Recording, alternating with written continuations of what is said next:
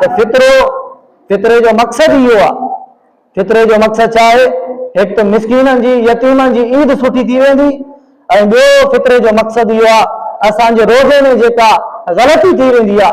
असांजे रोज़नि में जेका का कोताही थी वेंदी आहे, उन फितरे जे सदके अल्लाह तबारक व तआला उहो रोज़ो पंहिंजी बारगाह में क़बूल ऐं मंज़ूर फरमाए छॾींदो आहे।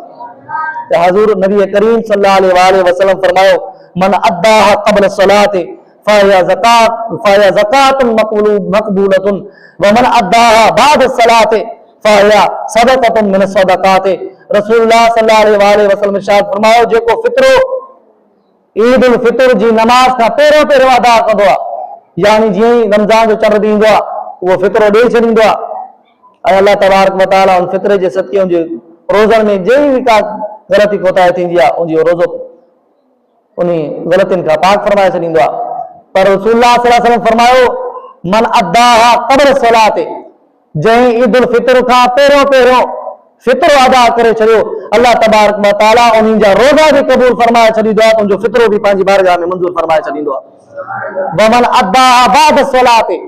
ऐं जंहिं फितरो अदा कयो लेकिन ईद जी नमाज थी वई, ईद खां पोइ ॾिनई या हिकिड़ी गुज़री वियो पोइ ॾिनई, ईद जे 3 ॾींहं ते ॾिनई, पोइ रसूलुल्लाह सल्लल्लाहु अलैहि वसल्लम फरमाइनि था उन फितरो त ॾिनो आहे पर अल्लाह ताला चाहे त क़बूल करे सघे थो, चाहे त क़बूल नथो करे सघे। त लिहाज़ा फितरो ईद उल फितर खां पहिरियों ॾियणु घुरिजे, जीअं कंहिं मिस्कीन जी कंहिं ग़रीब जी ईद भी सुठी गुज़री वञे ऐं असांजा रोज़ा अल्लाह तबारक व तआला पंहिंजी बारगाह में क़बूल ऐं मंज़ूर बि फरमाए छॾे।